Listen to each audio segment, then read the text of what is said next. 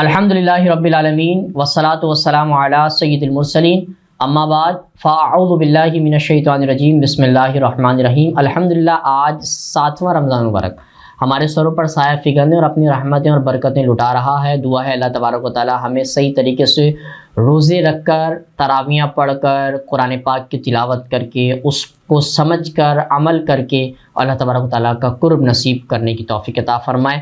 آج ہم رمضان مبارک کی اہمیت اور فضیلت کے بارے میں پڑھ رہے تھے، اس کے روزوں کے بارے میں۔ روزے خاروں کے لیے بد دعا بھی فرمائیے، جہاں اہمیت ہے رکھنے والوں کے لیے وہاں نہ رکھنے والوں کے لیے بد دعا بھی ہے۔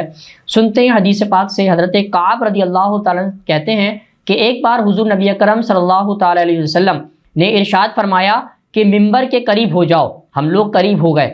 پھر جب حضور نبی اکرم صلی اللہ علیہ وسلم نے ممبر کے پہلے درجے پر قدم مبارک رکھا تو فرمایا آمین۔ جب دوسرے درجے پر قدم رکھا تو فرمایا آمین۔ جب تیسرے درجے پر قدم رکھا تو فرمایا آمین۔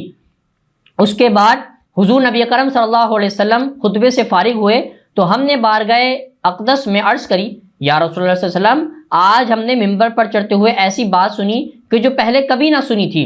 آپ علیہ السلام نے فرمایا، اس وقت جبریل علیہ السلام میرے سامنے آئے ہوئے تھے۔ جب میں نے پہلے درجے پر قدم رکھا تو جبریل علیہ السلام نے کہا، ہلاک ہو وہ شخص جس نے رمضان کو پایا اور پھر بھی اس کی مغفرت نہ ہوئی۔ تو میں نے کہا آمین۔ پھر دوسرے درجے پر جب میں نے قدم رکھا تو جبریل نے کہا، ہلاک ہو جائے وہ شخص جس کے سامنے آپ کا ذکر ہو اور وہ آپ پر درود نہ پڑے۔ تو میں نے کہا آمین۔ جب میں نے تیسرے درجے پر قدم رکھا تو جبریل نے فرمایا، ہلاک ہو وہ شخص جس نے آپ کے اپنے سامنے اپنے بوڑھے والدین میں سے یا دونوں میں سے کسی ایک کو پایا اور وہ ان کی خدمت نہ کر سکا اور جنت میں داخل نہ ہو سکا۔ تو میں نے کہا آمین۔ اس حدیث پاک سے پتہ چلا کہ جبریل علیہ السلام نے 3 قسم کے لوگوں کو بد دعا دی اور حضور اکرم صلی اللہ علیہ وسلم نے ان کی بد دعا پر آمین بھی فرمایا۔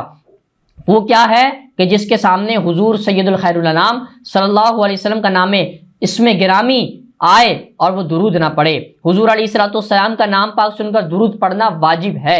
حضور علیہ السلام پر درود پڑھنا دافع البلا ہے۔ حضور علیہ السلام پر درود پڑھنا ذریعہ رحمت ہے۔ حضور علیہ السلام پر درود پڑھنا باعث برکت ہے۔ حضور علیہ السلام کا نام سن کر درود نہ پڑھے وہ ہلاک ہو جاتا ہے۔ جو لوگ آپ علیہ السلام پر درود نہیں پڑھتے وہ رحمت سے محروم ہو جاتے ہیں۔ جو لوگ آپ علیہ السلام پر درود نہیں پڑھتے وہ بدبخت ہیں۔ اور فرمایا دوسرا وہ شخص ہے جو والدین یا ان میں سے ایک یا دو کو بڑھاپے میں پائے اور ان کی خدمت کر کے جنت کو نہ پالے۔ تو والدین کا نافرمان ہلاک ہے، والدین کا نافرمان جہنمی ہے، والدین کا نافرمان رضائی الہی سے دور ہے۔ والدین کی خدمت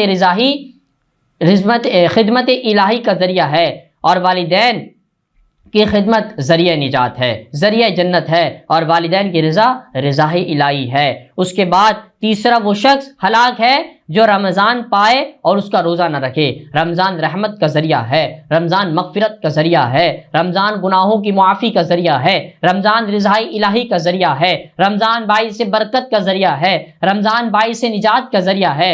جس نے روزہ نہ رکھا وہ ہلاک ہو گیا، جس نے روزہ نہ رکھا وہ رحمت الہی سے دور ہو گیا، جس نے روزہ نہ رکھا وہ جہنم سے قریب ہو گیا۔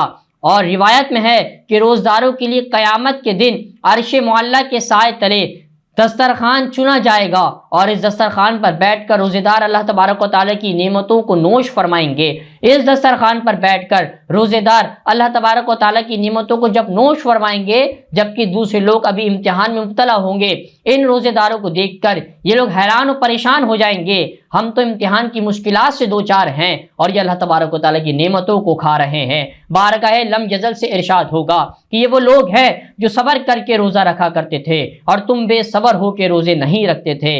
دعا ہے اللہ تبارک و تعالیٰ ہمیں صحیح و سلامتی کے ساتھ روزے رکھنے کی توفیق عطا فرمائے اور ہمیں رمضان مبارک کی اہمیت و فضیلت کو سمجھ کر اللہ تبارک و تعالیٰ کا قرب حاصل ہو جائے۔ دعا ہے اللہ تبارک و تعالیٰ ہمیں نبی کریم علیہ السلام کی سیرت پہ اور ان کے نقش قدم پر ہمیں اپنی زندگی گزارنے کی توفیق عطا فرمائے۔ وما علینا الا البلاغ المبین۔